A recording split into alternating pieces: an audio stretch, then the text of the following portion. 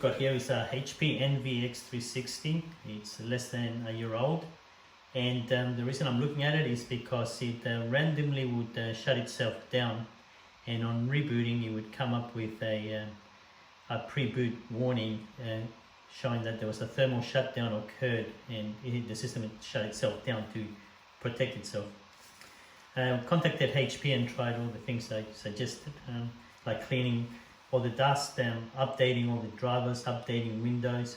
And what was difficult about that, it was actually hard to reproduce the system shutting down. Suspecting that it was a heat-related issue, I loaded up hardware monitor to have a look at the temperatures of the CPUs and the GPU, and then I started running FurMark to stress out the GPU, and Prim 95 to stress out the CPU.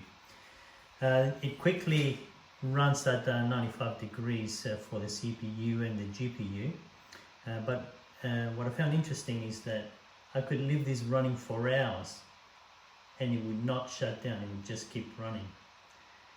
And so it happened that by accident I found that when I shifted it, a slight movement could actually cause it to reboot.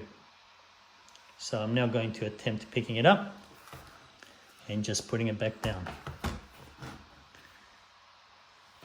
I take a couple of goes, and there it goes. So that wasn't a hard bump, that was just putting up and putting down. I haven't tried to flex it or anything, so there might be other things that could reproduce it. It takes a while to shut down. I can hear the fan going, and what I think it's doing is actually hibernating rather than shutting down, because when it restarts, all the software that was running before continues to run. We'll just give it a second for it to shut down.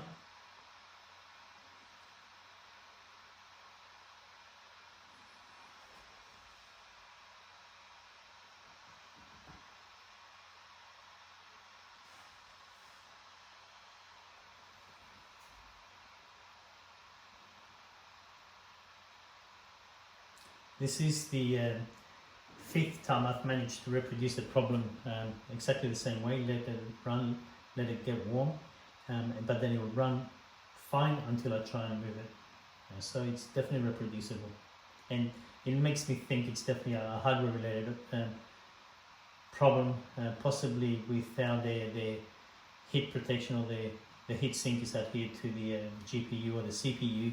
Maybe the paste is not on properly, and a fine movement might actually cause the system to overheat temporarily and cause the shutdown. Okay, so now the system shut itself down, so I will now press the on button and get it back up again,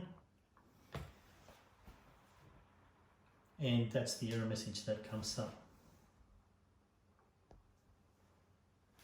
and it'll boot itself up, or just pressing enter will get it going.